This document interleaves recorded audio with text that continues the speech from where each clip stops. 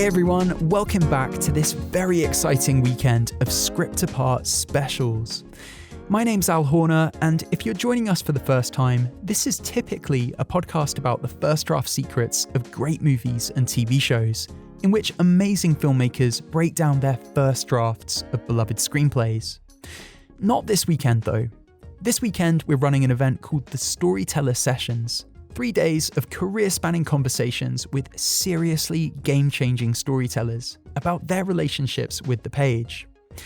It's all in aid of a fantastic charity called the Entertainment Community Fund, so if you enjoy this episode or any of the other episodes we're running this weekend, please do consider hitting that link in today's show notes and donating to that great cause. On today's episode, a conversation about writing with one of my heroes, Lilly Wachowski. Or at least, that was the plan. We were meant to speak about writing. The plan was to talk about her creative practice, about the queer-coded stories of collective resistance and love in the face of dystopia that she's told across a glittering 3-decade career. One of those stories in particular, the Matrix trilogy, co-written and directed with her sister, Lana Wachowski, was very much the looking glass through which I stepped into a new way of seeing both cinema and the world when I was just 11 years old. Life was never the same for me after I saw that film for the first time, so you can imagine how astonishingly excited I was to speak with Lilly about that trilogy, the incredible films and TV shows of hers and Lana's that followed, and the writing tricks and tips that allowed those stories to be told. But that's not what went down. Yes, there is plenty in this conversation about writing. We talk about why Lilly prioritises writing stories not about individualist heroes, but about communities coming together to defy power. We talk about why writing film and TV is right now a release valve for her, helping her channel what she calls her trans rage at a system that tramples over marginalised groups. You'll also hear her discuss why she believes great stories can offer an escape path for audiences out of that system, and how she approaches finding the visual devices that so cleanly communicate the complex ideas at the centre of her and Lana's films. But that's not all that we talked about. Across a massively moving 2 hours, the filmmaker told me all about how, when she looks back on her and Lana's early movies now, she sees clearly the scratchings on the wall as they were clawing their way out of the closet, as she puts it.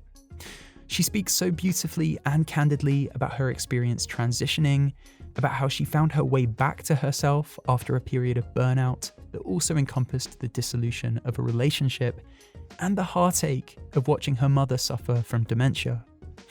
We get into the impossible bar that the Matrix set for her and Lana, and Lilly's thoughts on AI in 2023, as someone who co-created one of our culture's defining works about that technology. We also talk about the joy of her experience on Work in Progress, a smaller scale departure from the sci-fi with which Lilly made her name, and we conclude by discussing why the next chapter of her career is going to be all about, as Lilly puts it, throwing my trans body against the monoculture that Hollywood is gravitating towards. It was a huge privilege to share this conversation with Lilly, who I can't thank enough for being so open and so insightful. Again, this conversation is in aid of the Entertainment Community Fund, who do extraordinary work lifting up storytellers of all descriptions, and have been such a vital support for entertainment industry workers affected by this summer's strikes. If you enjoyed this episode, it really would mean the world to us if you'd consider clicking the link in the show notes and donating any amount you can spare to that great cause. Okay, with that all out the way, let's jump in. This is the one and only Lilly Wachowski's Script Apart Storyteller session in aid of the Entertainment Community Fund. Thank you so much for tuning in. You're listening to Script Apart, hosted by me, Al Horner, produced by Camille Demek. Hey Lilly, such an honor to have you with us. How's it going today? It's okay, Al. How you doing? I'm doing good. I've been really looking forward to this because, well, I may as well put my cards on the table right now. Your work has profoundly impacted my life, Lilly. It struck me while I was prepping for this conversation that so much of who I am in terms of my understanding of art, politics, capitalism, queerness and beyond, it's all kind of traceable back to growing up with your movies. Like, The Matrix really was my gateway to so many things. I'm sure you and Lana hear that all the time. So I'll begin things with this question, Lilly. Does it get any less surreal as the years go on, hearing that kind of response to your work, hearing about the enormity of your influence on people's lives, hearing how, in many cases like my own, your films may have lent someone a certain kind of revolutionary mindset that they otherwise might not have found? First of all, thank you very much, and thanks for having me on the show. I think that the way that I react to those kinds of things has changed like quite a bit over the course of my life. Like particularly when I think about like the ways that the closet affected me as a human being, how it affected me it affected me in terms of like the way that I engaged with the world, the way that the fear that of exposure, like constantly kicked in my flight instinct. And so when people would come up to me and tell me, how much they love my films and how they were personally affected by them, there was a part of me that understood that in those films there was this sort of Rosetta Stone of what I was going through. And certainly I can probably say the same thing about Lana. Like you can see in them the what we're how we're like mapping our way out of the closet. And so when somebody would come to me and tell me how much they love the films, there was a reticence to engage with folks. And now that I can look back and go, oh wow, there was a lot of stuff where we're trying to work out. That and the fact that we arrived where we both have gotten to in our lives as these, out trans women, how those films act as this like roadmap in a way, and like how I can suddenly see myself in some of the folks, like particularly trans folks, who come up to me and tell me like how affected they were by our films. And that part of it is really, I feel so much gratitude that I've been able to, you could see the scratchings on the wall as we were mapping our way out of the closet. So that part's super cool. Wow, the scratchings on the wall as we were mapping our way out of the closet. That's really powerful, Lilly. I can only imagine how strange and how interesting it must be revisiting those films as the person you are today, seeing all the ways in which your subconscious was leaving clues about the people that you and Lana were to become. Like with The Matrix, for example, you've described previously how you didn't mean to add to that movie a certain kind of trans allegory. You thought you were simply making a great action movie at the time. But when you reflect back on those films today, there it is simmering beneath the surface. That must be so interesting to kind of reckon with.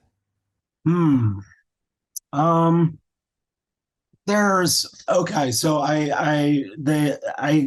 got this invitation to come to the Lambda Literary Awards. And it was like this, there was a real struggle to accept the invitation, because the invitation was predicated on the idea that I would get this award as like, a visionary award. And I was like, visionary, I don't know. This person who had been in the closet for so long, like 40 something years to get out. And I was like, that's not much of a visionary. And so I said yes, because it's like my presence there was like a support to the organization and a support to, queer literature. And so I was down for that. But a lot of what I was talking about in my acceptance speech was like, why am I getting this award? Why, I look back and I describe the idea of looking back on our films, and like for me, there's like there is a level of what I see as the films are in a way this note passed under a door, and so I have a lot of there's like a difference for me. Like I don't like Lana is different because Lana like was out a lot earlier than I was, and she got to experience like making this art as an out trans woman. And like I didn't have that until after Sense8. I came out on the first season of Sense8, and so for me there's like there's a slight disconnect between what's happened and like what is like coming and like with work in progress. So it's like I have it's almost like it's not exactly me that is in that stuff, and it is but it isn't. And so I like the films that we made acted were like I said, they were a map. They were this sort of magic trick of like creating a rope out of thin air and then pulling yourself along.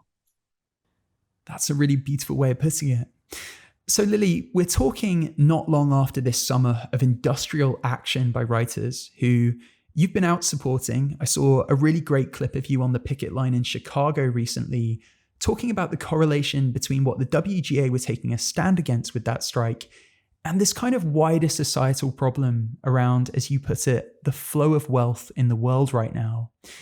I was wondering if you could expand upon that for our listeners, because it's such an interesting phrase. It seems so apt. There's a sense among writers that we're kind of the canaries in the coal mine right now, in that what we've been fighting for is it's a battle that's coming to everyone outside the upper class, outside the elite. Just in terms of having like your workers' rights squeezed, having automation kind of creep in and start to erode some of your protections as a worker, all that kind of thing. Some of what you were saying in that clip seemed to speak to that. Okay. Well, this is a huge topic, which could be its own show.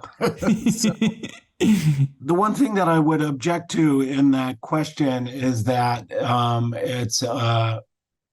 it's a fight that's coming for us all soon. It's like the fight is here. We're in the fight. We've been in the fight, and I think like people are.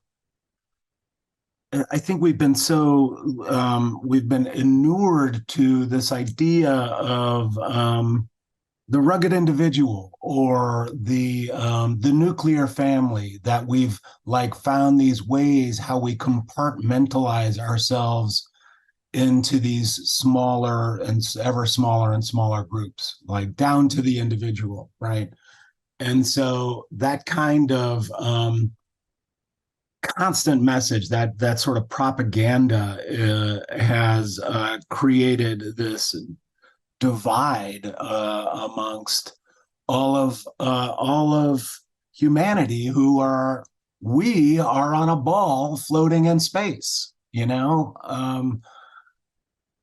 so like when I think about like what's happening with climate change, climate change isn't the thing. It's climate disaster. Climate disaster is here, and that's what we need to be thinking about when we think about like the 1%, and like who owns this small portion of society, who owns the biggest the biggest pile of wealth. It's not just that. It's like, what else do they own? It's not just the money. It's like, what do they actually own? And see how much of what they own affects our lives. Not just like what's happening in film and television with these vertically integrated monstrosities, but it's like all of communication, all of media, the news, where we get our food, our politics, like, the Supreme Court is like in the United States is, they're just funneling money into these people who are supposed to be, these judges who are supposed to be completely impartial. And yeah, I mean, when you when you see like the way resistance is manifesting itself in around the world. You can see it. It's like not just the writers. It's not just the actors. You see it in like the teachers unions, all that were taking place over like quite a few years ago here in this country. You see it in like the auto workers, in the rail workers, in I wrote a bunch of notes. Oh, like Amazon and Starbucks, like that all of these like all of this solidarity is like it was a necessary thing like 20 years ago when you started to have all these antitrust laws breaking down and like the allowing for all these mergers to take place, yeah, 40 years ago. And so yeah, I think like the writer strike is like a microcosm of what's going on all over the world. And I had wished that that the Directors Guild had a little bit of vision to like see their place in the fight, and they didn't, unfortunately. But they're going to reap the rewards of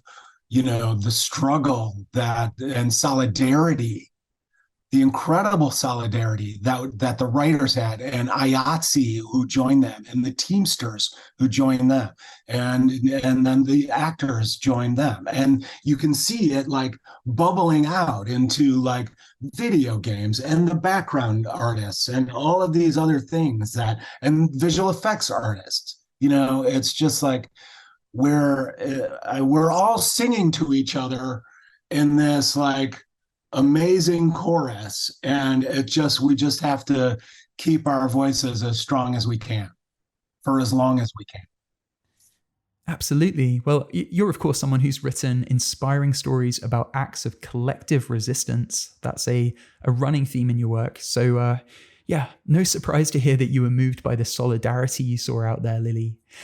You're also a writer who has quite famously written about the distinction between man and machine and the threat that AI might pose to humanity. AI was, of course, a big part of the reason for that strike action. Hollywood studios have been exploring replacing writers with programs like ChatGPT.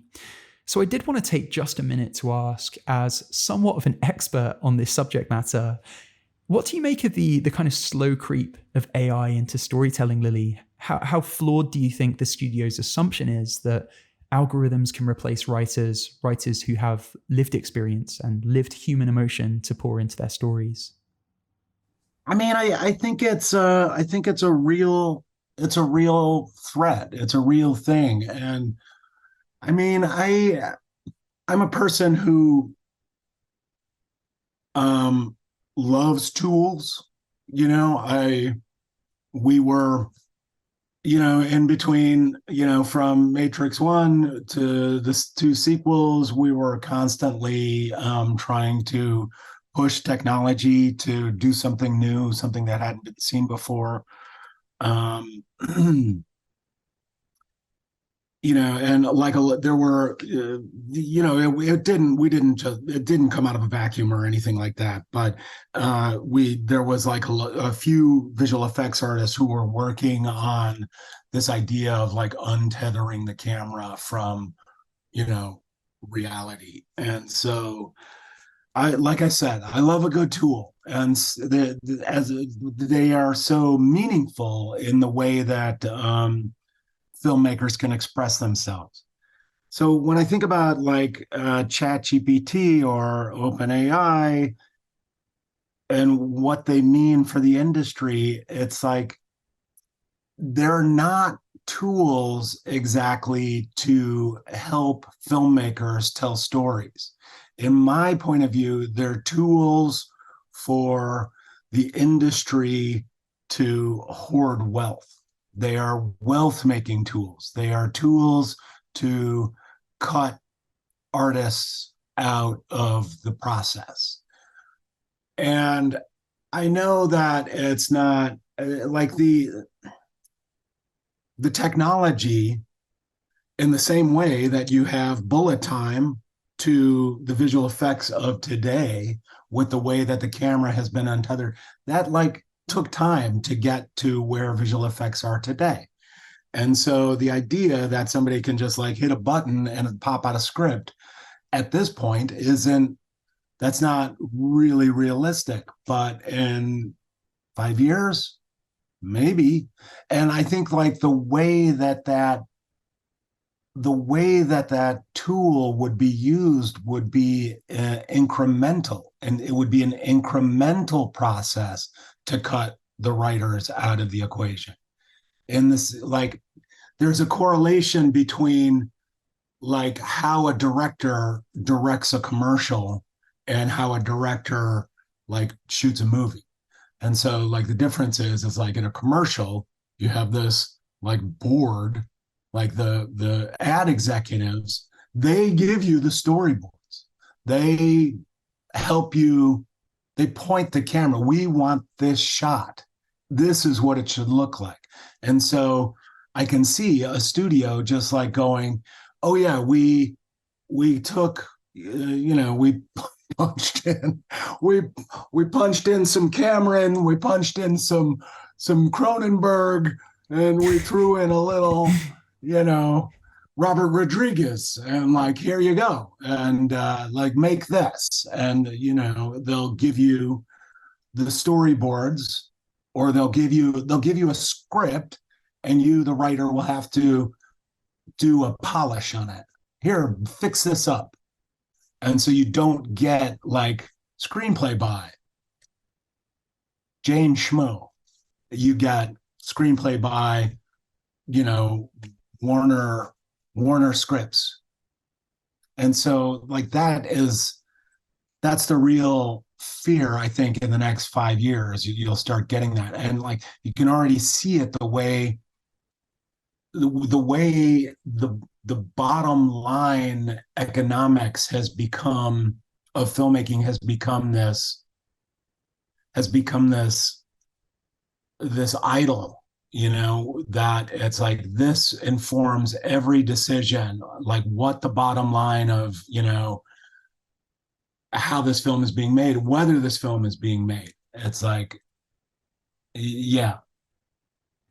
I suppose where that gets scary in terms of film as an art form is, in every single one of my favorite films, in every single one of my favorite TV shows, the writer has left a little piece of themselves on the page. Like they might not have done so intentionally, but it's there, and it's rooting the story in an experience that they've lived and I might live to, an emotion that they felt and I might feel too.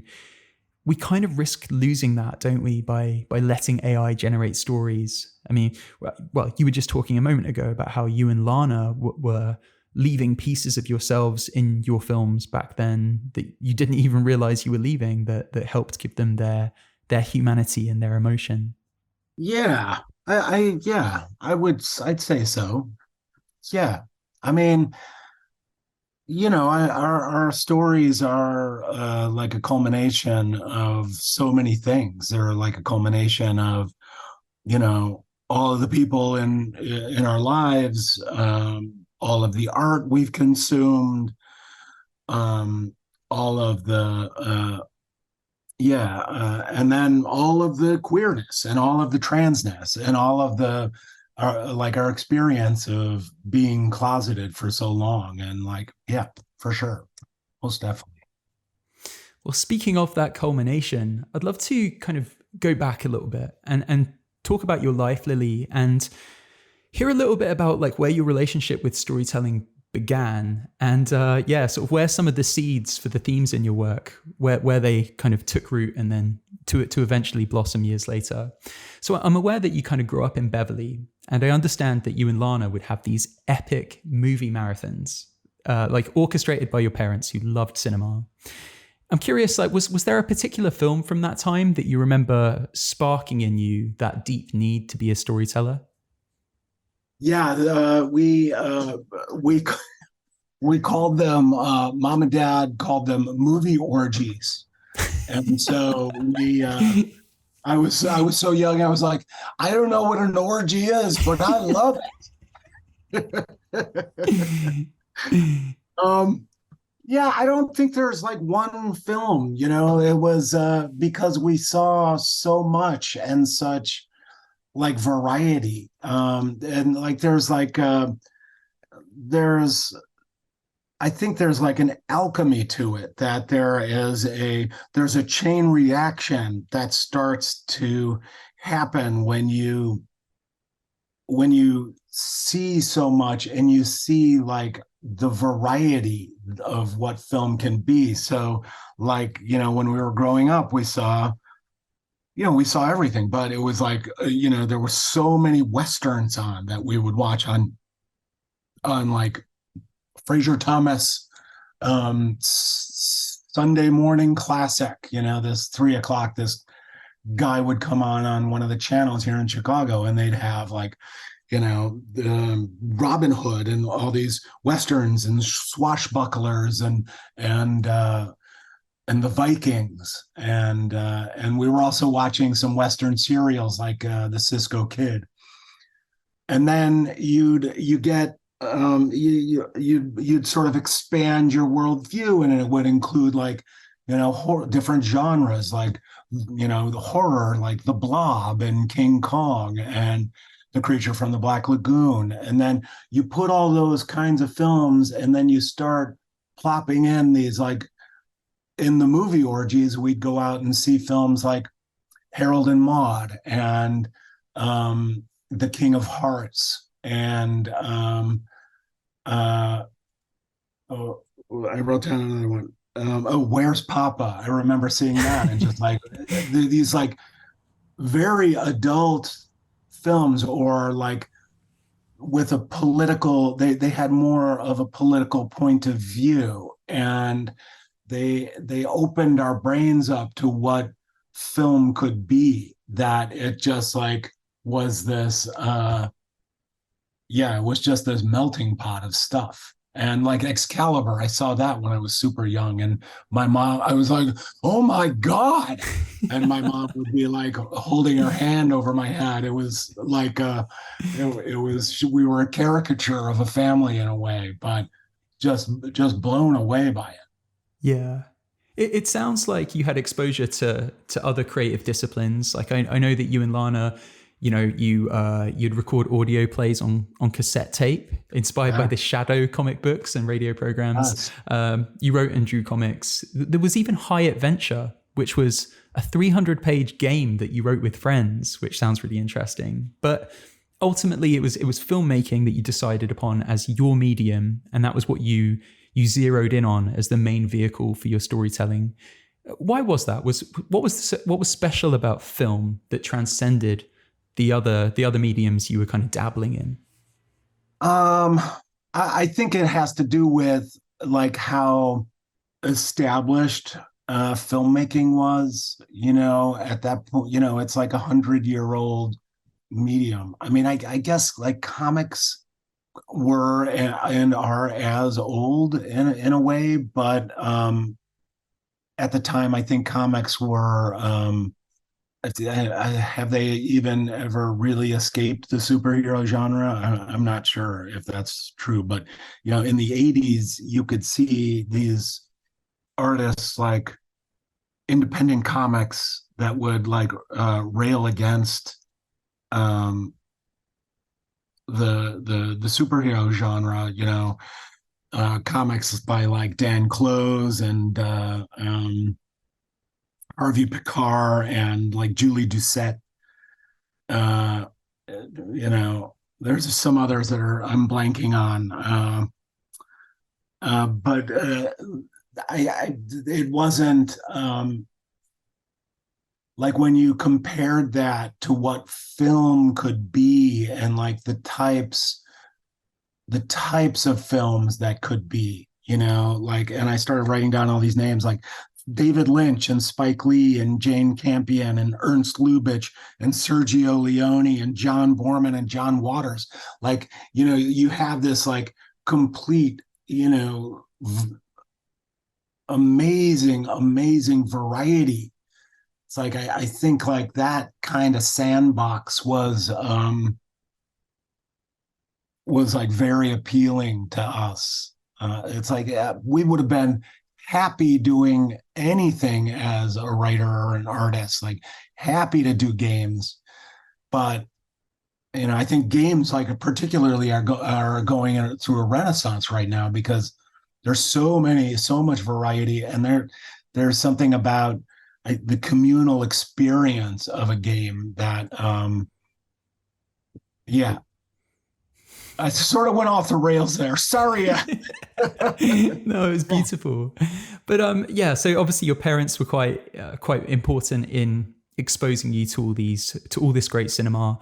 It sounds like they weren't the only ones who were quite pivotal in shaping both the stories that you were beginning to tell and some of the beautiful worldviews within them. Like I know, for example, your grandmother, Grams, is someone who you've described leaving an indelible mark. Her atoms can be felt in every one of my and my sister's films. Can you talk me through some of these characters in your life at this time who helped imbue you with the ideals that you'd ultimately carry into your movies, Lilly?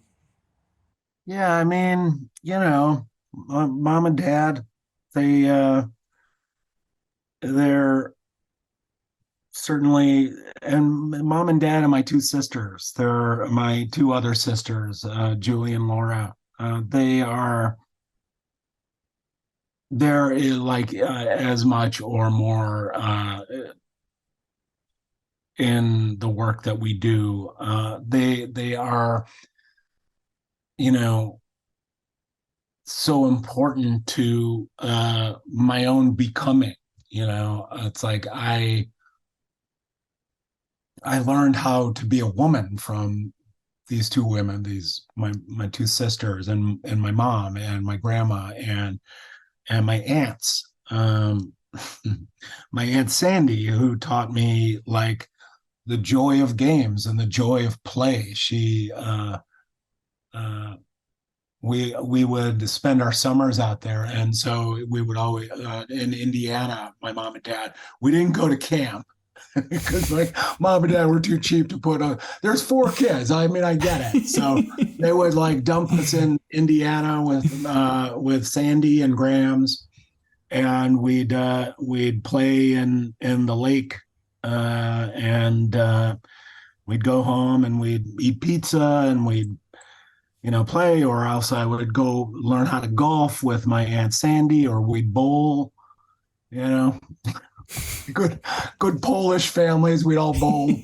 And my gramps would like say, whoever gets the next strike gets $5. And so you'd like get a strike and you'd go run over there and get your payout.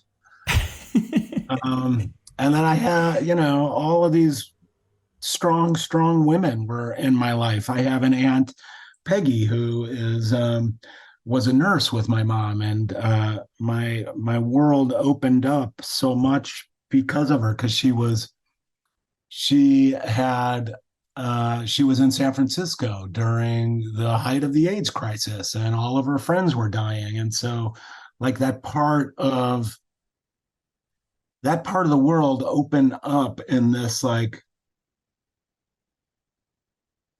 horrible way, but like exponential way. It began like you can see like the things in your life that how your world gets bigger and bigger. And I started to understand about my own queerness, and I had a sense of like my connectivity to queerness in this really profound and earth-shattering way. Lots of good people. Yeah. And great bowlers too, by the sounds of things. Yeah. I'm curious as well, like when I alluded to earlier, like that message of collective power that runs through your work, you know, your movies and shows so often arrive at this idea that anything is surmountable with each other. Like it's connectivity, it's collaboration, and it's participation that save the day so often in your stories, rather than a reliance on one hero and their bravery, usually his bravery. When you look back on that period of your life, like, where do you think it was that you learned the importance of that so much so that it did become one of the running themes of your work? Yeah, I mean, I think it's like a hodgepodge of stuff. Me and my sisters were born in the 60s. And so this is like, historically, it's a time where, had my mom and dad not been having kids, they probably would have been more involved with organizing and the civil rights movement. And, mom and dad were, they met in New Orleans, and they were hyper aware of like the civil rights movement at the time and like segregation. And it's like the Deep South. So you're talking about like being in like right at the forefront of all of that. And so they moved to Chicago, and like Chicago was, the Democratic Convention and the riots there. And, there was so much going on. And I think that like that spirit of resistance and that spirit of human rights was something that we just sort of was burned into our DNA. And so, you grow up, and I'm a young person, and you're under the Reagan administration and Margaret Thatcher, and you're seeing like this rightward shift in the way that the country is organizing itself. And we're in Chicago, and Chicago, for as much as I love it, I love this city so much. It's like to really love Chicago is to like understand like what Chicago is, and like how impossibly segregated it is. And so, we lived in this like hyper affluent white neighborhood where we didn't fit in so well. And we would drive across the south side of Chicago to go to high school downtown in this like extremely like integrated school. And that kind of like daily passage from like this bubble of whiteness through like, the south side of Chicago to this ideal of what are a cross section of the population of Chicago, and you begin to understand like how there's something wrong with that picture. And so you take all of that stuff and you combine it with the idea that I'm this closeted trans person. It's like the yearning for collectivity, the yearning for something else, that like yearning for community for me was like that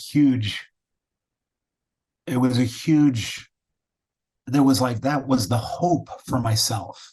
I was writing my own potential future, or trying to imagine a way to get there. That's really beautiful.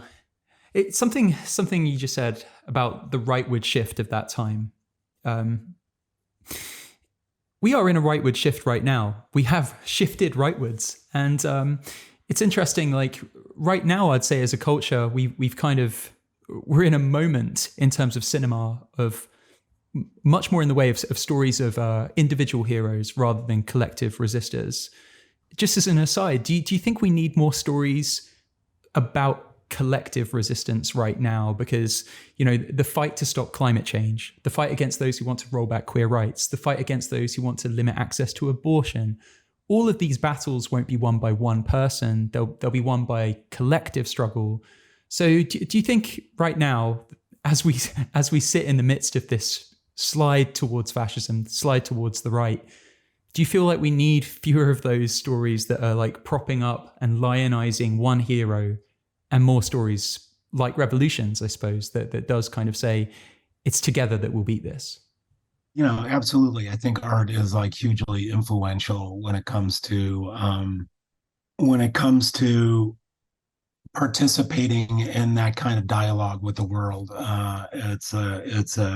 It can often be a mirror, and like specifically science fiction does that so well.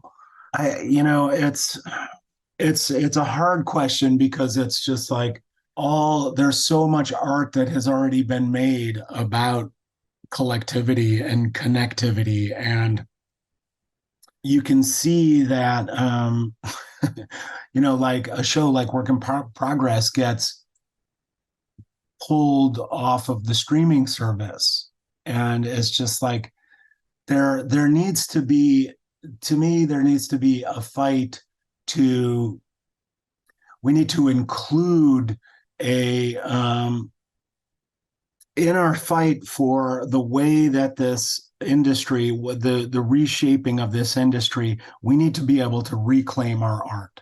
We need to be able to say, because like, from my opinion, the way I look at it, filmmaking, like when you cannot make film nowadays without public participation. So many films are government subsidized. The tax breaks that these films are getting.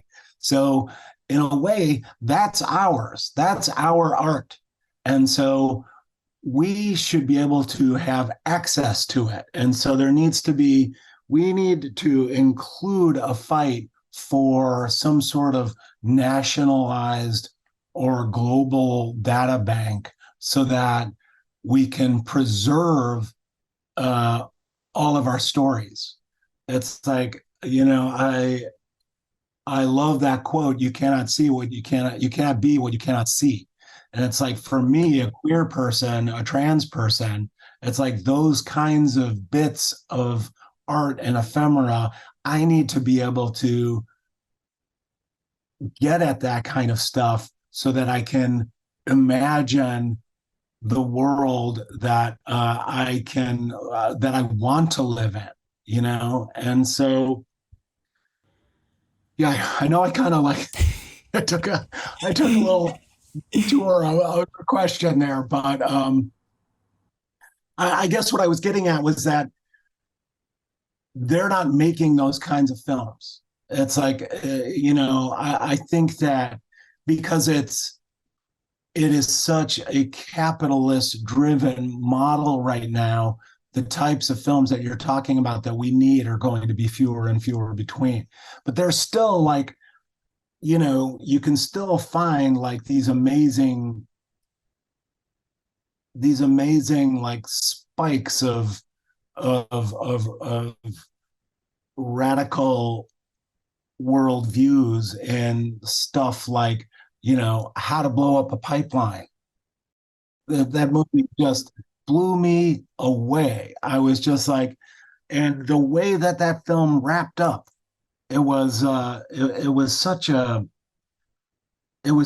joy that they're like, they set out to do this thing, and then they did it, and it wasn't like there wasn't a betrayer, that the cops didn't like win or like throw a wrench in the equation. They were like, oh no, we have this one person who maybe is, you're not sure if they're a weak link, and then they aren't, and then they blow up the pipeline because they're imagining a world that they want to see.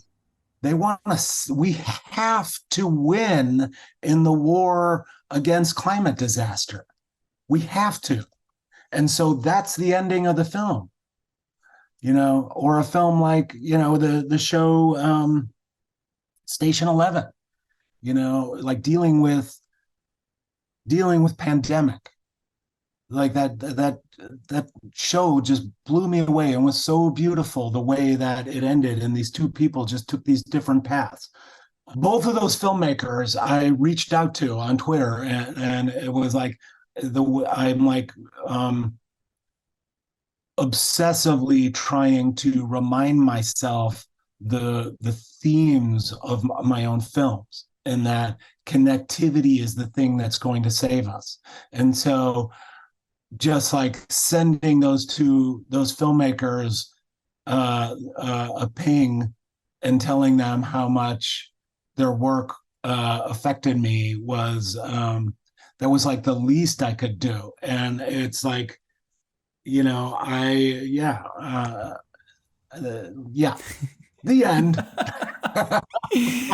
That's so true. And I want to come back to a phrase you used there about, you cannot be what you cannot see. I think that's so true. It has obviously a multitude of applications, that phrase. And one of them, my own personal application of that phrase, I suppose, is I feel better equipped to resist empire in 2023 because I have a blueprint from it, from some of the films that I watched as a kid, including The Matrix, including V for Vendetta.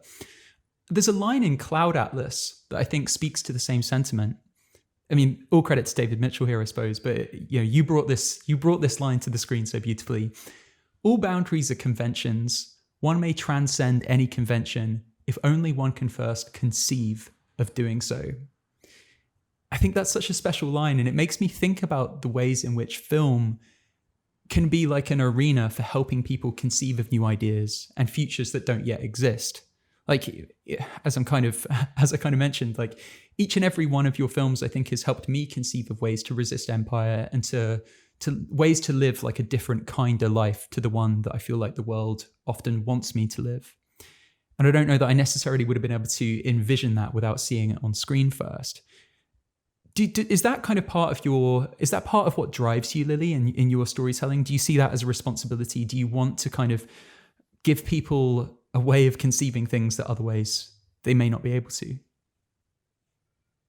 I don't know if it is something that is like such a conscious choice that I'm making, so much as a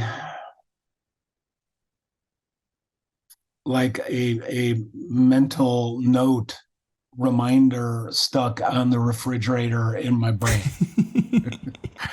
It's like when I think back at like our filmography, and I like the first shot of our filmography is a closet, and you fast forward to like, ideas of self-determination in Matrix, and or not self-determination, but self-actualization. And and even to that line in Cloud Atlas, and then all the way to Know Me. All of those things, I'm writing with Lana, and as Lana's partner, as a way for me to transcend like the boundaries that I've been given, the boundaries of gender, the boundaries, of transness.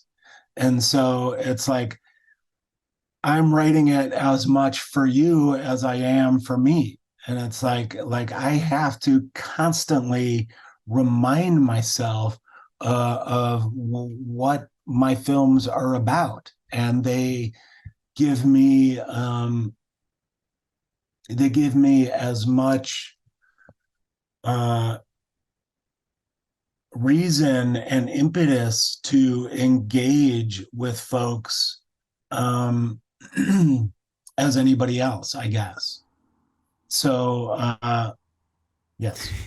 Did I answer it? You did beautifully. You mentioned writing. We haven't really got into the nuts and bolts of what it actually looks like when you're writing, Lily. Talk me through some of your kind of rituals and creative habits. Like when you sit down to write, is there a process that you swear by, and has that process been set in stone ever since you got into this business, or has it evolved? Right. Okay. Well, I mean, like, I guess the first thing I'd say is like I've always like written with a partner, and like Lana is uh, she is a just a whirling dervish of a writer, and so like I'm an extremely constipated writer. It's like there's a reason why it took me 40 something years to get out of the closet. I'm a slow burner. Um, and so because Lana has so much energy, like I often was a uh, just like support and like editorial and um, but there are some parts of that practice that like always stuck with me for whatever reason, and it's like one of the main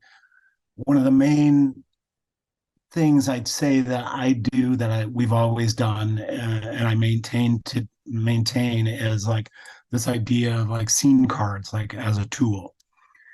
I think that there is something for me.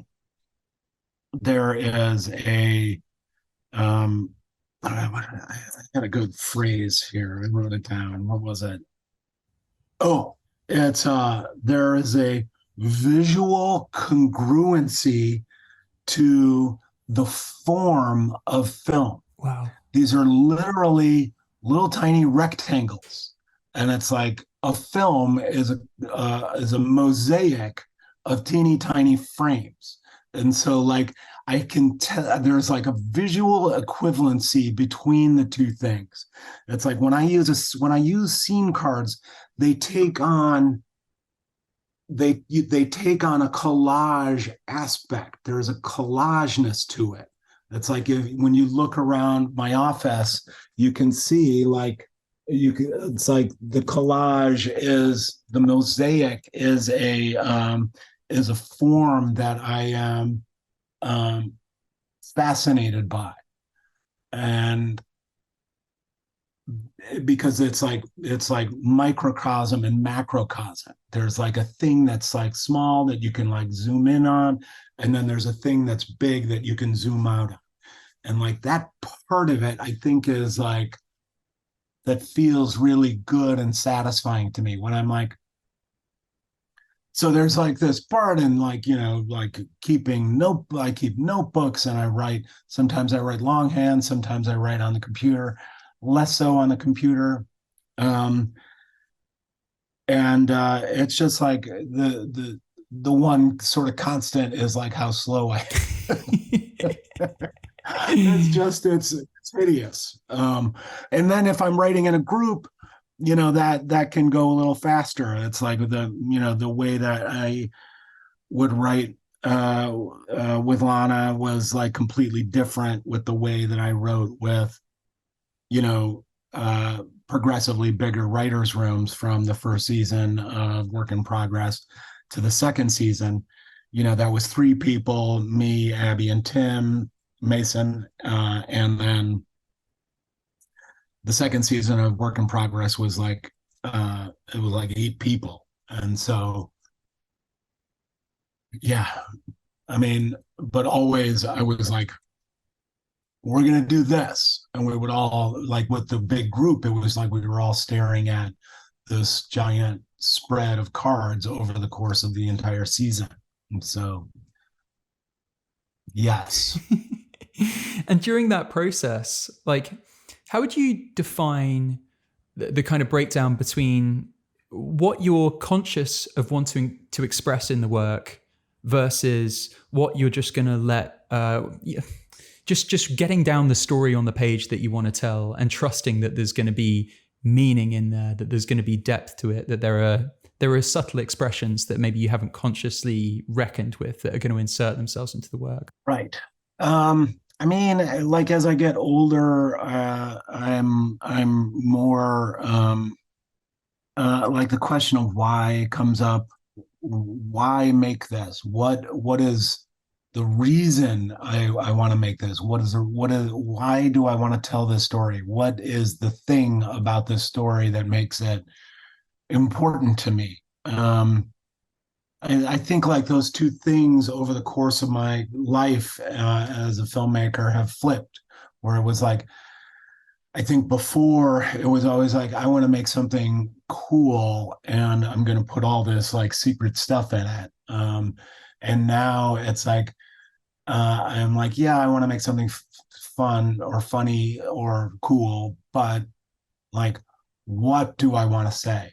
What is this about? Like that is like more, there's more emphasis that is put on that in my writing process.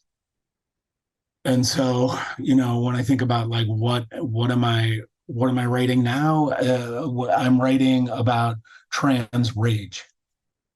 That's what I want to write about. That's what like gives me fuel when I wake up and I look at the state of the world for all of my trans siblings. I'm just like, I have to like write something that speaks to this.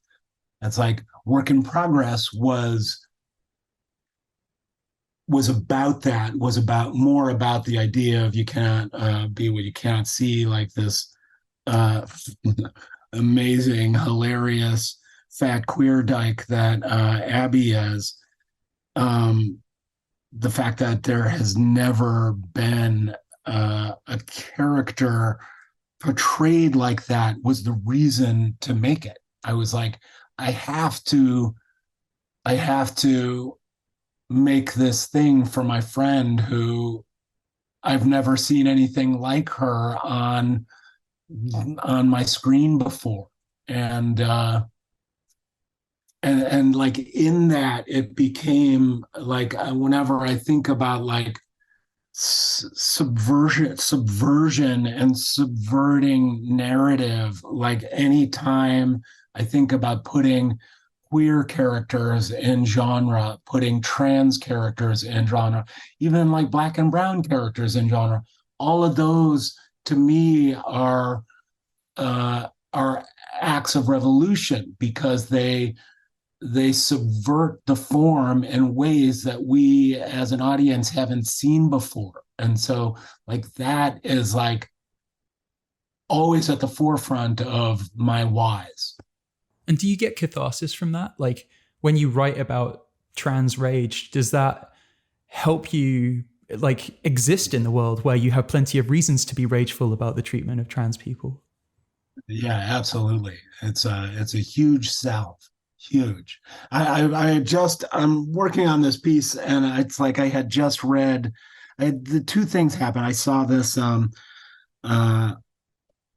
I saw this art show and the guy's name has gone out of my head. I saw this art show and at the Whitney when I got to go to New York, which is always awesome.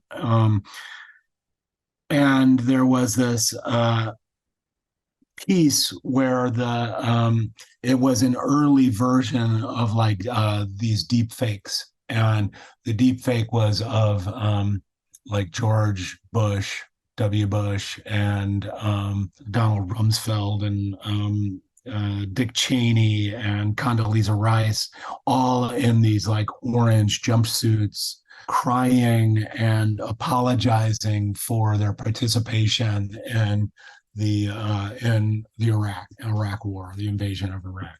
And so I recently seen that, and I recently read this book. His name is also going on. I think his name is Percival Everett.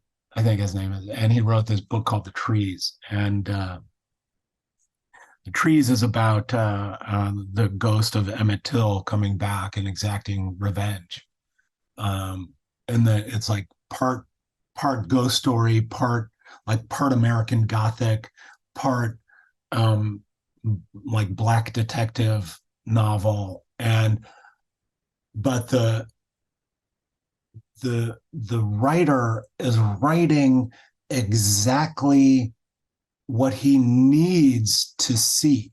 in a world where he's not going to get the type of justice that that is deserved. And so he's exacting the justice as an artist. And so those the catharsis of that, the catharsis of reading that, and there's like the book is like really wonderful. It's funny as shit, uh, and it's you're crying and you're laughing, and like that is the kind of, when I think about like this speaking to trans rage, it's like I need to see not just a level of justice. I need to see like trans love and trans joy and trans happiness and trans comedy. It's just like all of these things we don't get in the world. And so, yeah, it's so important. It's like catharsis, but it's like a super salve of catharsis. Like this healing takes place when I'm writing it. I can feel it. It's like I giggle and I get so much joy out of like these characters, and yeah, very exciting. Yeah, I suppose that's why shows like Work in Progress are so important in helping widen the range of LGBTQ plus stories that get to be told on screen. Lilly, one thing I should ask about is what your first drafts tend to look like, because, well, Script Apart is typically a show about the first drafts of great movies and great TV shows. I'd love to know whether your first passes at stories tend to resemble the finished film, and whether it's, typically just a case of tightening elements up, or whether the complexity and the ambition of these tales tends to mean kind of drastically different first drafts, in which there are wildly different endings, massively different plot points, different iterations of characters, and so on. Yeah, I mean, it takes a lot to like turn my ship. It takes a lot of energy. The ship is like, it's going along at its pace. Is it going along? I mean, you have to check the horizon to see if it's moving sometimes. And so I don't think that I get to I don't like wildly run through a draft to a point where I get to the last page and then I step back and I go, no, we should have been going in that direction. It's like there will be, I think when you finish a draft, and I mean, I feel like I go so slow that I'm always like seeing where I've made wrong turns or veered off in a direction, that I'm always able to right the ship and then like go back and fix stuff in the in earlier pages. And so I usually get to the end and I step back, and it's like it just needs some massaging. I mean, it's very similar to the way we would edit our films. Like the very first passes of our films, they're like super rough, although they're not as rough as they used to be, because you spend so much time in an editing room that it becomes a little simpler, and you're able to see how the pieces like fit together. You do puzzles enough that you get good at putting all those pieces in place. And so I think that's true of like writing as well. It's like, and this is all like contextually, you have to understand that like writing by myself is a lot different than when I was writing with Lana, or when I was writing with like Abby, or when I was writing with Abby and a giant group. yeah, they're all of them are different processes, but like I think that ultimately you, so long as you're holding that idea of what is this, what is it about, if you're holding that idea in your head, you're going to like come out of the other end with a form that is uh that there is some structural integrity to what that overarching thematic is. And how about the kind of visual devices that you often use to explain the heady concepts of your stories, Lilly?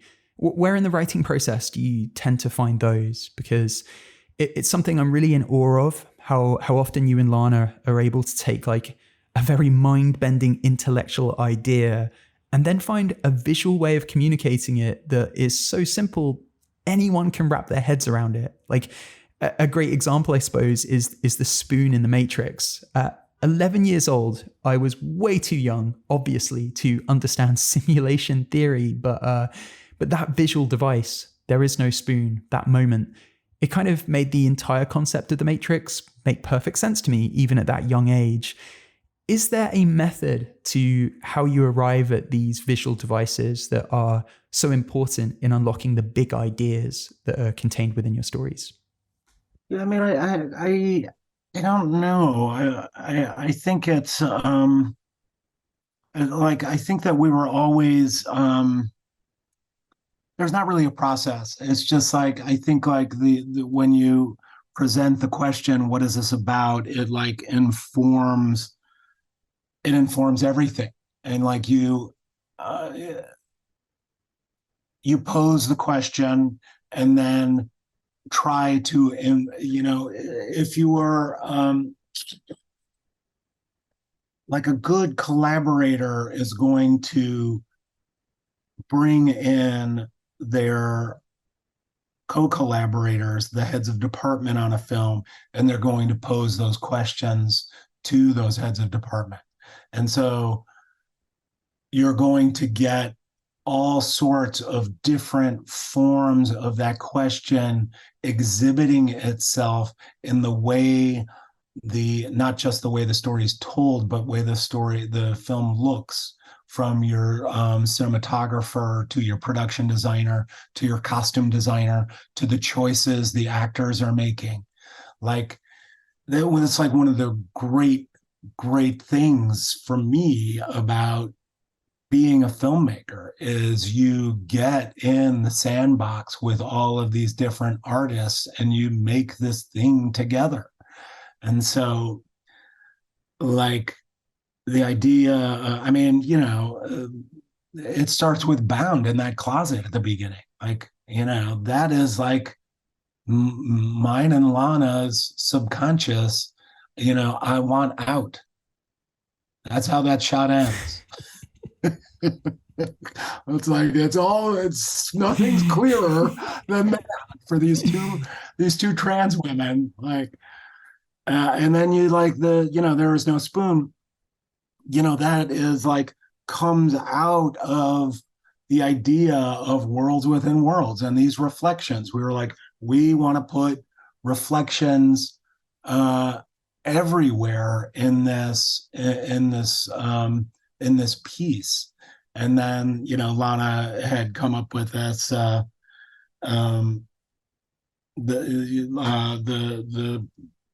the idea of just all the theoretical stuff Lana was really into, and like the idea of there's no spoon, and the idea of transcending physicality that was a great way to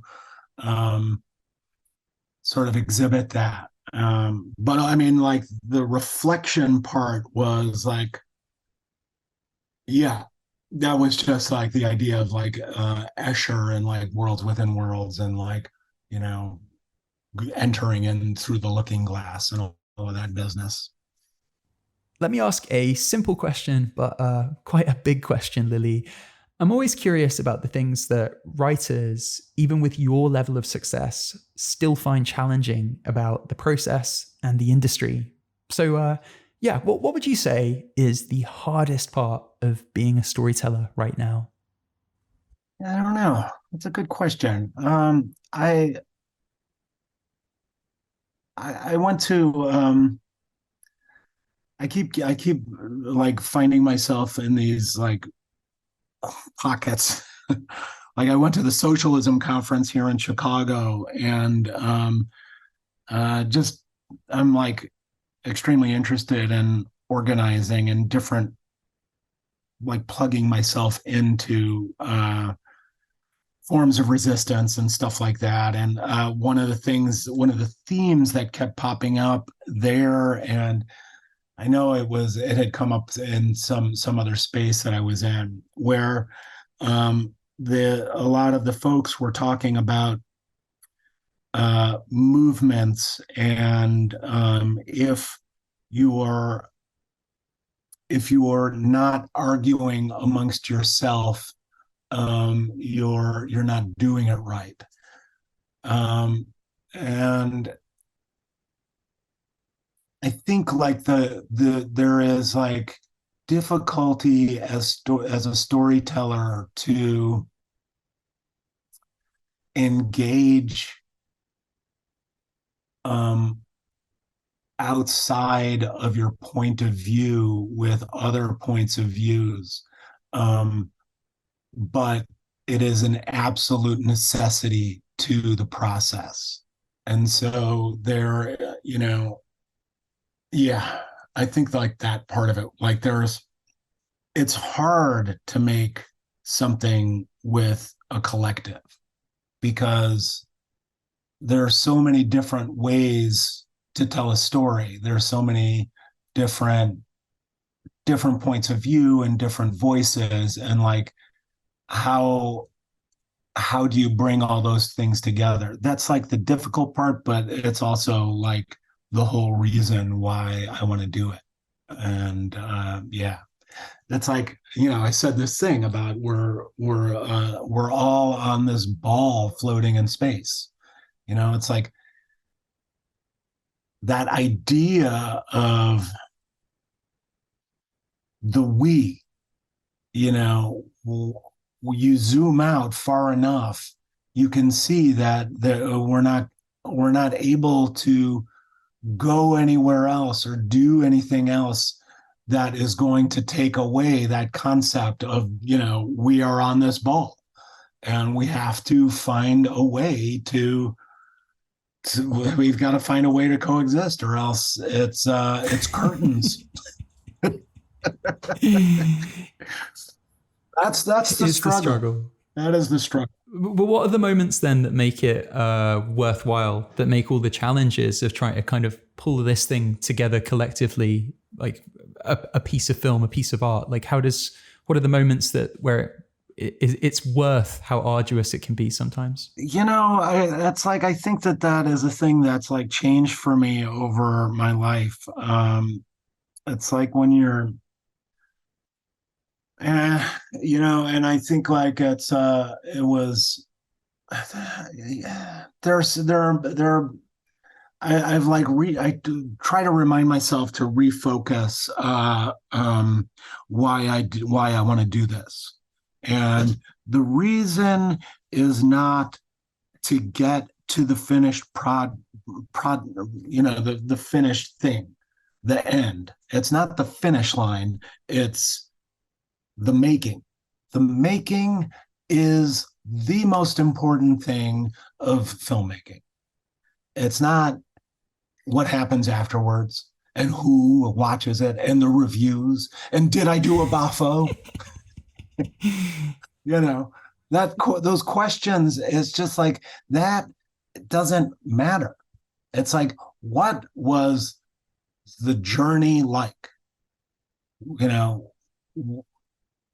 It's like there's so many like, and it's like a thing that I'm like I constantly learn and relearn, and it's just like I can see that the journeys were the thing, but I didn't pay attention as much. Like that, I can look back and I can see that damn closet in the beginning of Bound and go, "Oh wow, yeah, yeah, you really had some stuff going on there," and like and but now I'm like, I can like suddenly I can like look up and I can like one eyeball can like poke out and see in Work in Progress where Abby's dead mom has come back and she gets to have a conversation with her.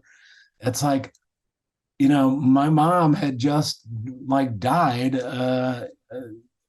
My mom died 5 years ago, this past Sunday, and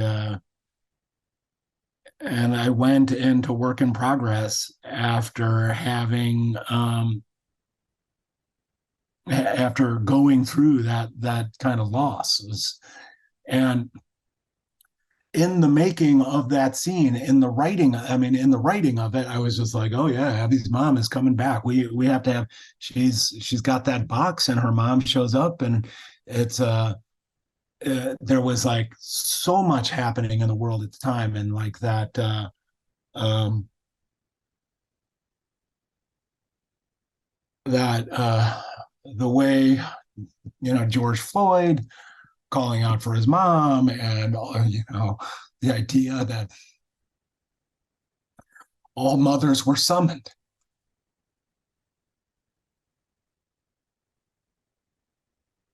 That part of the making, I got to watch Abby summon her mom. And my mom's painting is behind Abby, the character, on set while she's doing it. So I was summoning my mom.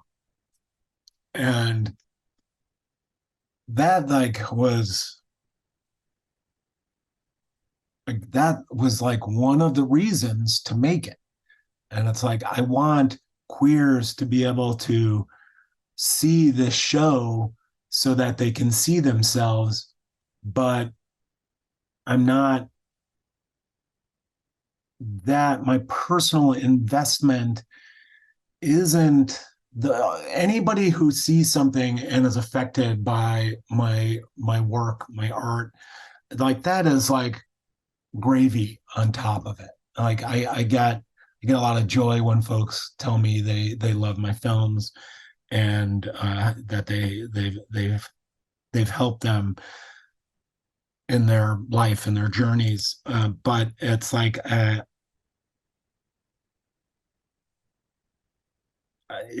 to me, the most important thing is like that experience on set with all of your artists while you're making this thing, because it's not just what you're putting into it, it is what the collective is putting into it.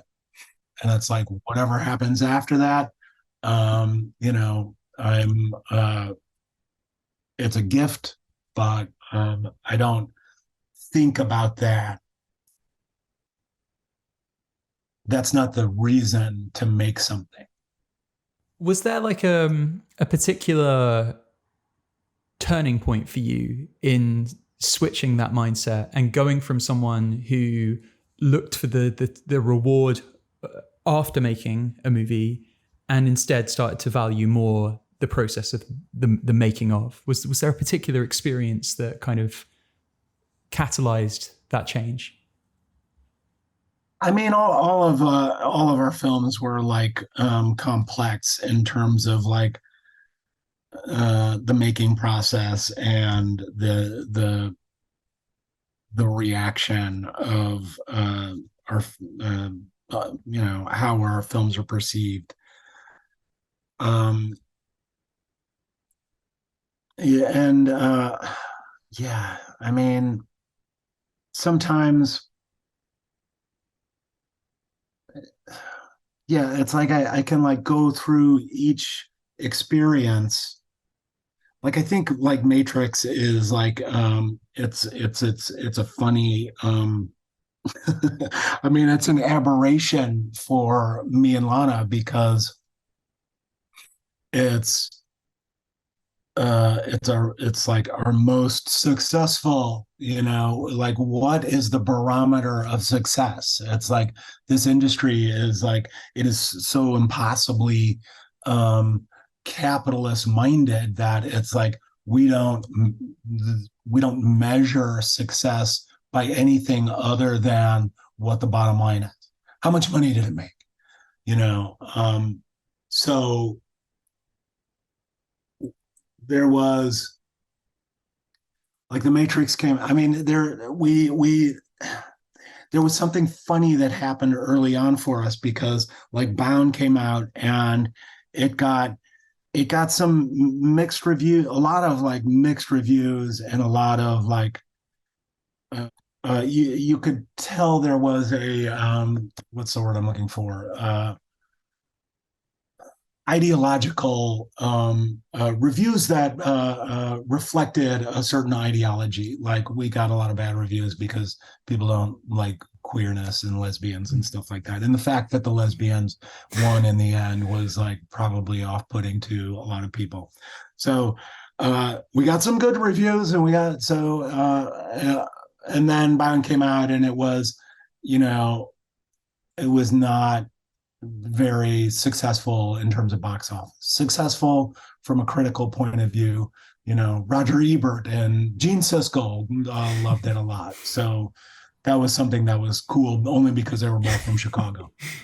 But there was like this, the moment of seeing Bound in the Castro Theater with 900 lesbians or 900 queer folks.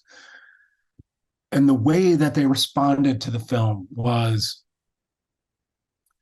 this indelible way to define what success means for us. We might not have like understood it exactly, but that definitely made this impact. The way all those folks roared during that movie, the way that they got to the end and they couldn't believe that they were watching these two women drive off into the sunset. It was like I was so staggered that I was able to like give them this gift, and I didn't quite understand it myself. And so then you move along and you look at like what Matrix did and the way it like people went to go see that film in these just droves, and the way that box office success like opened the sandbox for us as filmmakers was I don't know if it was like detrimental or if it was if it set us up for an impossible bar to succeed. And then, there was this there was this just decline in terms of like, what our films did at the box office. There was like, and it started critically the way that people responded to Reloaded and Revolutions. And like a lot of that criticism, I think, was around, there was like ideological criticism about that. Like people don't want to, they don't want to engage with like socialist ideas, which was like a huge thing that we were working on, like from the idea of like Neo as this like rugged individual and the savior, and like tearing down, the savior myth. I think like people subconsciously responded to that with a lot of vitriol. And then, after that, it was like our films were just like, we leaned more and more into socialist ideas. And They were like consistently rejected by audiences, and I think like a lot of that came from, politically they were too inaccessible to folks. Like, we're to like a couple of trans women trying to work out our stuff, and like, we are hardcore leftists, and all of those themes are in our films. And so like a show like Speed Racer, like after Speed Racer came along, and it was like we were on a plane, we finished Speed Racer, it like went down to the wire, we went to the premiere, we got on a plane to go to Berlin,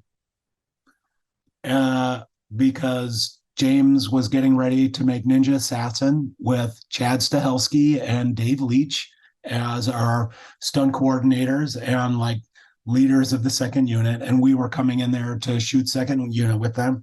Speed Racer comes out and it's like a complete box office failure. People just like shit all over the movie. And then the first scene that we get to shoot is the scene with Rain and the Kingpin character in the bathroom. And it is like, that is where it started to dawn on me, like the power and catharsis in making, because it was the bloodiest, goriest thing we had ever shot. And we got to the end of it, and Rain is just pounding that. There's a prosthetic that Rain, it's like on a hinge, and Rain is like pounding this baddie's head into the urinal over and over. And the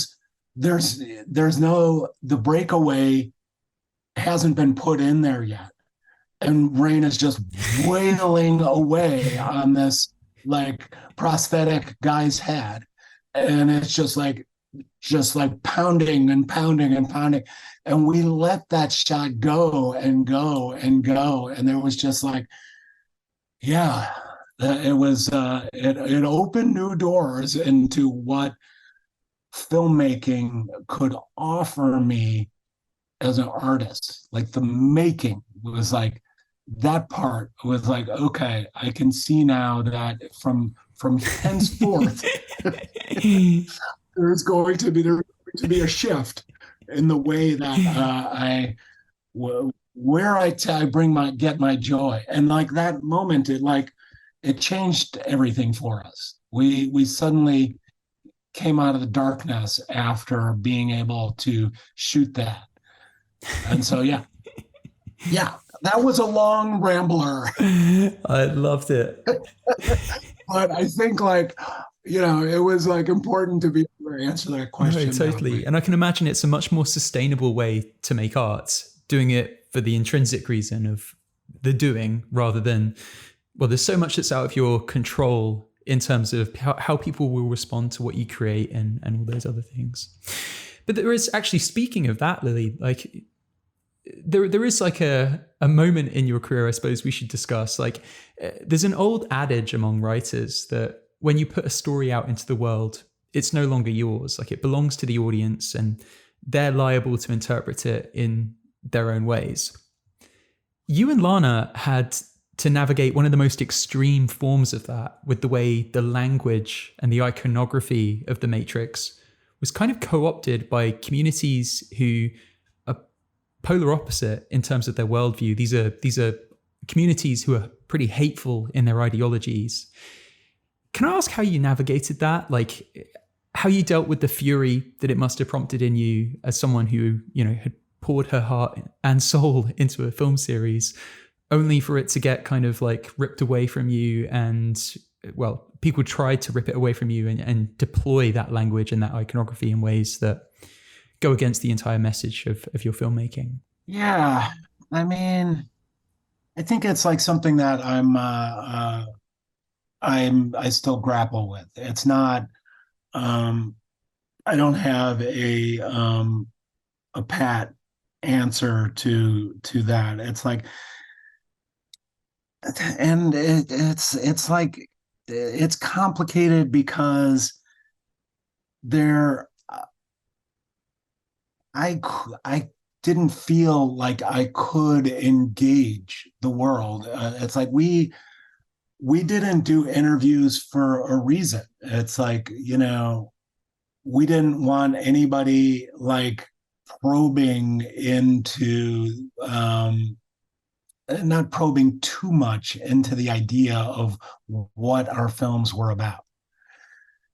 And there's all sorts of like moments in my life where I can see how important context is. It's like, you go to a museum and you look at a piece, and if it's particularly some abstract piece, it's like often like if there is some card or something that like gives a description of the artist's life, or what the piece is about, it becomes this key that unlocks things about the piece. But for me, like being closeted for so long, it was like I couldn't engage with folks when it comes to what our stuff is about. And so like nowadays, I struggle with did I do a disservice not to like tell people like Ivanka Trump and Elon Musk to fuck off earlier in my career. And it's like, even like you can see the Lana's engagement with those questions in her film Resurrections. That is a response to the world and the way that they've like taken this thing and misinterpreted it. But that is what like I think like that's what propagandists and fascists have always done. They will always take work and try to mutate it and misinterpret it for their own means. And it's like I have no like I will not stop making films because I'm afraid that people are going to take it and misinterpret it. It's like that is what being part of this collective is. It's like we're all like singing to each other. We're all telling these stories and taking stories and like making them our own, and then sending that signal back out into the world. And like I think about like George Miller and what he did with the Road Warrior franchise. Like he made 3 films, and those films like were gobbled up and like reconstituted in so many different ways, to the point where he was able to like come back around and make that film and like go, hey, thanks for all that work, yoink. And took it back, and like Borderlands, and like you can see how like Borderlands did all of this like previs for him, and he's like, oh yeah, thanks, I'll take that back now, thanks for that. And like so here's me telling my story again and using it. And so yeah, I just like it makes me just zoom out. I'm always like trying to zoom out and zoom out further and seeing like larger and larger patterns and going, okay, this is okay. This is okay. Maybe tell people to fuck off a little bit more and you'll be okay. Well, speaking of zooming out, it was 30 years ago this year that you and Lana began your journeys as working storytellers.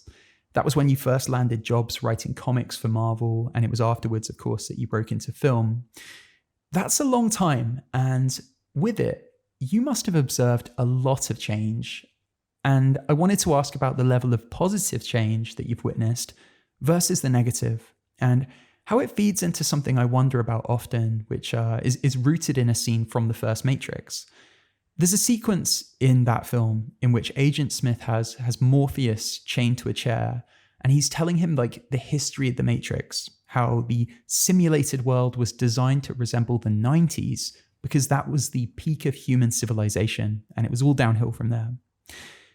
There are days when, from my admittedly pretty compromised viewpoint as a straight white guy, I'm personally of a mind that, it's a more progressive film industry and a more progressive world that we live in today than existed 3 decades ago, and that's a good thing. Then there are more pessimistic days, I suppose, when I'm not really sure, when I look at the kind of extreme capitalism around us and the hero worship of these corrosive tech bros and the looming climate catastrophe and everything else, and yeah, I find myself wondering, was Smith onto something there? I wondered where you sat on that question and that scene, whether you're still able to be optimistic that we're heading in the right direction, that this is a survivable moment that we're in right now. I mean, that scene with Agent Smith is interesting because I mean, this is a white guy telling a chained black man that the 90s was the peak of civilization. And so, like, from a black perspective, that the 90s were incredibly tumultuous. I mean, yeah, it's like there has been a lot of progress, but it's like it's just it's like not. I think it's like good to like step outside and go, well, maybe from like a white guy's perspective that's true, but always good to like zoom out from an idea like that. It's when I think about like what gives me, where do I find hope? I don't know. It's like I'm constantly searching for it. It's I see I get a lot of like energy from young people. I feel like the way that young people are organizing against gun violence, are organizing against climate disaster, the way young people are organizing against poverty, are organizing for abolition. We're I think we're at this specific point in time, the way that we are able to speak to one another and share ideas, that is the thing that to me is like unprecedented. It's like, as a trans person, there weren't even the words to describe myself growing up. We had, transsexual and transvestite and, oh, I'm a woman trapped in a man's body. All of that stuff is so it's like it has such a cis normative lens that you're passing this information through, that it doesn't even begin to describe like the depth and width of like gender. And so now we have thankfully live in a world where, like, even though there's like a ton of backlash and fascist resistance against the idea of who and what we are and can be, I think like that, like going back to school and being around young people in the way that you would go around the room and talk about, pronouns, and that was just like an impossible idea for me when I was a young person. I couldn't even imagine saying something like that. But it's now taken found purchase, you know, it's found purchase in people's brains. And like that is the thing that I think that I can hold on to and go, hang on, we might, this might be okay if we can just keep pushing and expanding and connecting to one another and like sharing our points of view and be open to people's points of view. That is like what I wake up in the morning and try to find while I'm having my first cup of coffee. Yeah. And I suppose film and art is such a great conduit for that sharing. Yeah, for sure. Well, you mentioned there going back to school, and I'm aware that, over the last few years, there has been, as what you've described as a period of reconnection. And it's actually like a lesson that like I definitely learned from kind of following your career over the kind of last 5 years or so. I've come to realize I can't be the best storyteller I can be if I'm burned out and if I'm disconnected from myself. And it seems like you were at a similar place a couple of years ago. You had this opportunity to join Lana in making The Matrix Resurrections, but instead you made the decision to reconnect with yourself as an artist, as you put it, by going back to school, by painting, and yeah, just kind of having this kind of creative moment for yourself that wasn't in service of productivity. Can you talk to me about that spell? And because I mean, I think I read that you even tried a bit of stand-up comedy during that time, which sounds really fun. I'd love to hear a little bit about how re-energizing that was, and yeah, the importance of prioritizing your emotional self, your creative self as a writer amid kind of pressure from the hustle culture that we live in to kind of be constantly grinding away. Yeah. Um, yeah, so I that started at the end of the first season of Sense8.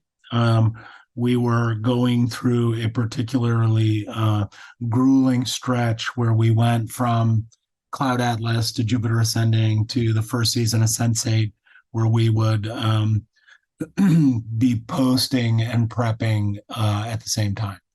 So we finished Cloud Atlas, which was an amazing experience to shoot, amazing to be making this thing with the filmmakers and the cast, and then to come out of the other side of that and like be in Berlin cutting the movie while simultaneously like figuring out how the boots worked and Jupiter Ascending, to the point where we ended up like building this enormous like skate park where it was just this half pipe, and they were we got these stuntmen, these people who were awesome on inline skates, and we put them on wires, and they were flipping all around and going down this half pipe.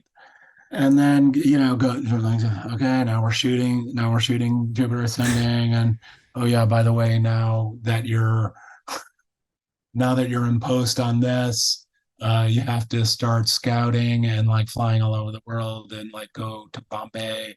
And okay, now you got to go to Mexico City and got to go to Iceland. I'm exhausted just hearing about this. Yeah, it was like insane. So we got to that point, and I'm like sticking my head out of the closet all the time, and my partner of 25 years is like, she's pretty convinced I'm like transitioning, and she's like, man, I don't want to be married to a woman. I'm like, okay, I guess I'll see you later. And it was like, like my world is falling apart in a way, but it's like I'm reconstructing it at the same time. We start shooting Sense8. I start hormones. I start medically transitioning, and I'm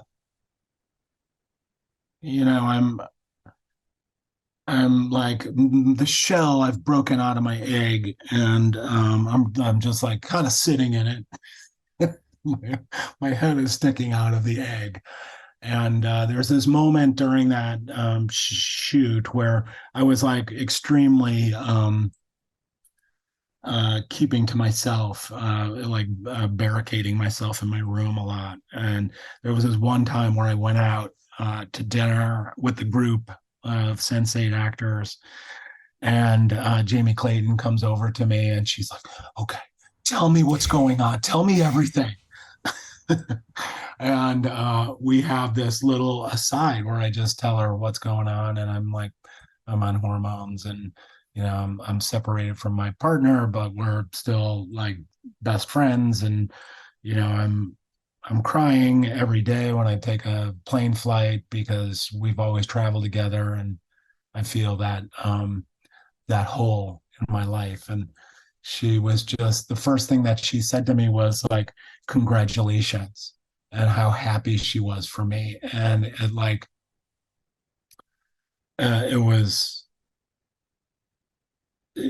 was so important and shocking to hear that, like, this thing where I felt so I had so much fear, like the idea about coming out of the closet.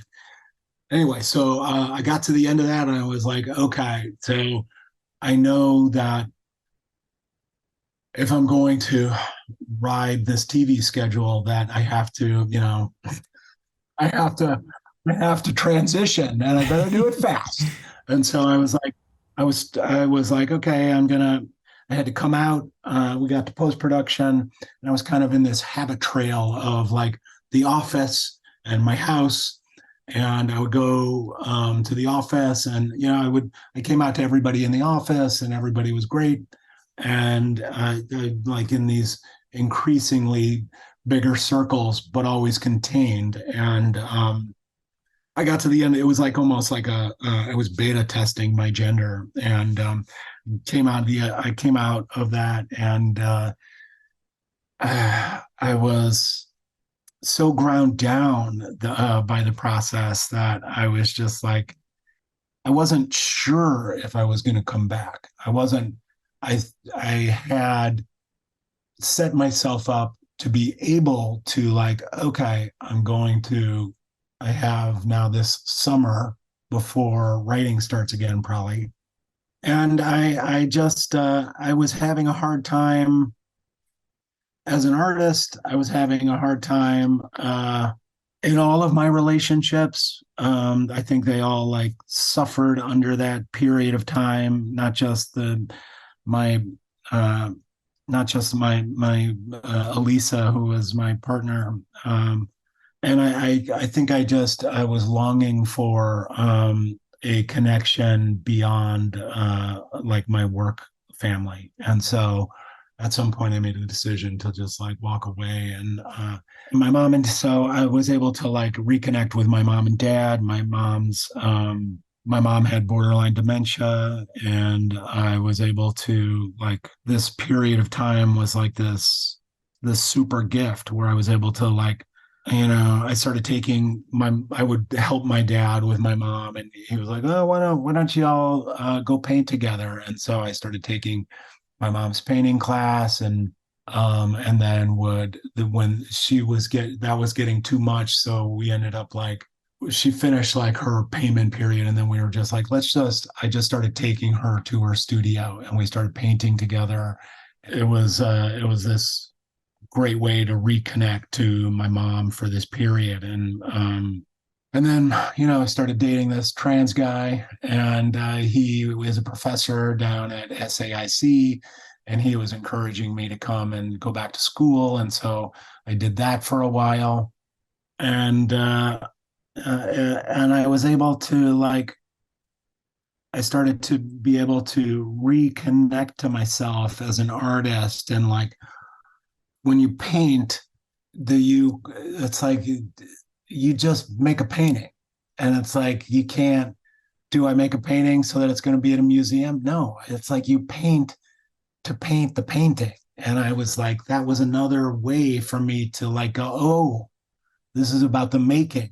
I am satisfying some part of myself as an artist with this painting. I get to like look at this painting all the time.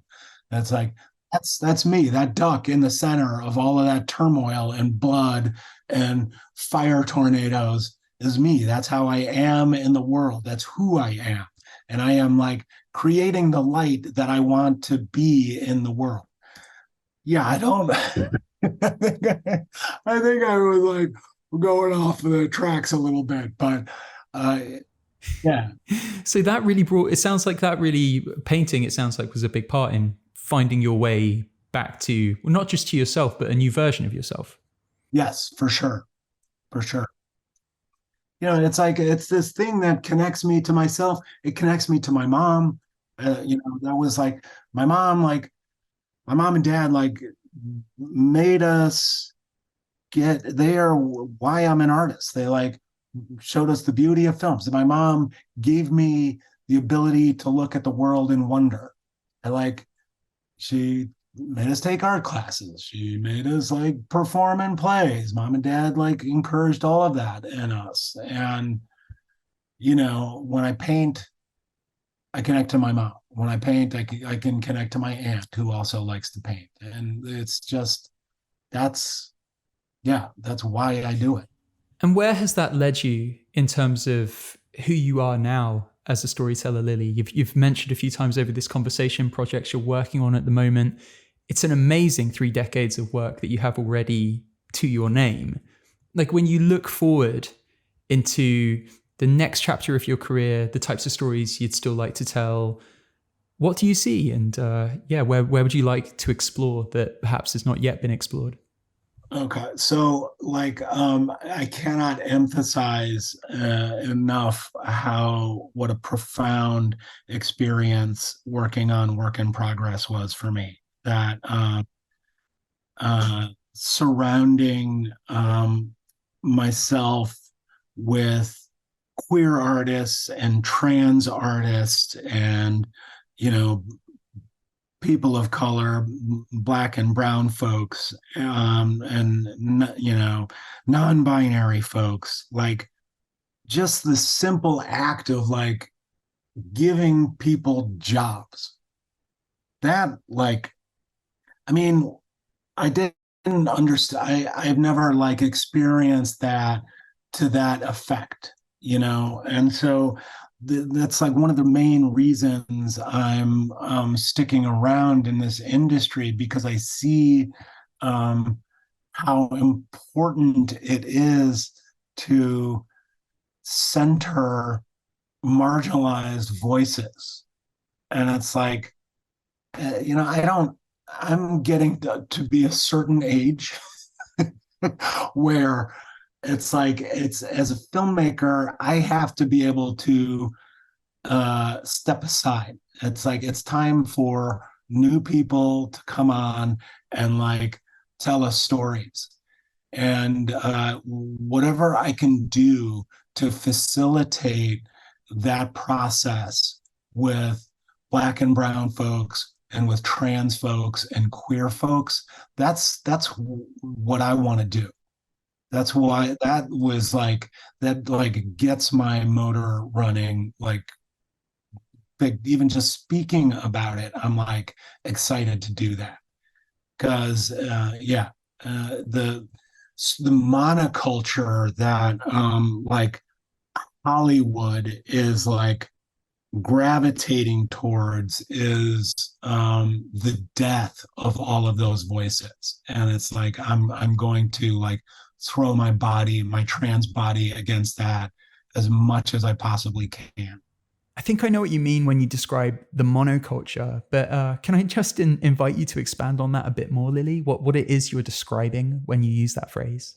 I mean, I can't like I don't want to like cast a huge paintbrush against art. because I know, like, as a kid, we would go to see as many types of movies as we possibly could, and they were like, a lot of them were, goofy, and a lot of them were, you know, thrown together and a mishmash of stuff. But because filmmaking is like this collaborative process, it's like there are so many different aspects to a film that you can turn it over and say, oh my God, this is wonderful what this actor is doing. Or look at the way that DP lit that shot. It's like, oh, it's evocative of this. You can really see that they're putting a lot of joy into it. And so, like, I don't want to discredit then all of the artists who work on, like, this, like, product, right? When I talk about monoculture, really what I'm talking about is, like, a an accountant's pen, that is like, you can feel the pen strokes in behind the scenes of the piece, where it's like the reason to make it is to turn a profit, and it's the profiteering aspect of monoculture that I see as like the real poison in the industry, because it informs every single decision to this thing that is like a thing that some salesperson is trying to, sell to you. So yeah, that's what I mean by that. Would you, if you were able to infiltrate that space, that blockbuster space again, doing so with a team of queer filmmakers, filmmakers of color, would that be a canvas size that you'd like to work on again? Do you have aspirations still to kind of like make big blockbuster spectacles, or was the process of making work in progress, which was a bit of a departure for you, was that just so fulfilling that you'd love to concentrate on doing more things like that are as important stories, if not more important stories, but just smaller, I suppose, in sci-fi scale compared to some of your previous work? Yeah, I don't think I'm like limiting my aspirations. If like I was pitching a version of this super wonderful comic book called Cosmonites around town. It's, super queer. It's just anybody who like has a chance to go buy this comic book, go buy it, because it's like, it's so wonderful and so queer. There's space lesbians, and it's just the artist, Hannah Templer, is writing and drawing exactly what they want to see, and there's so much joy in it. So, like, that was the thing that I was that I was on board with a bunch of other super cool people, Emily Andress, and oh my God, her name just went out of my head. Oh God, I'm so sorry. Paper Kite, she was in yeah, the television show, the Parks and Rec. Oh, Amy Um, Poehler? yes, Amy Poehler. Yeah, wow. She was going to produce it. She was producing, and we pitched it all over, and it was, the way the industry is just like, it's too queer, it's too trans, it's too.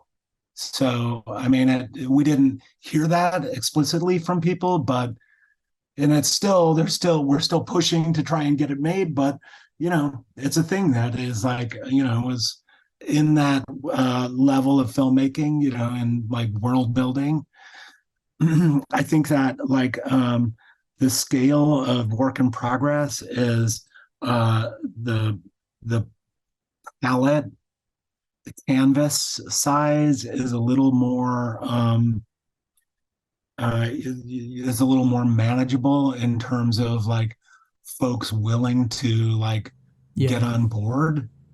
I mean, it's like even still, it's not.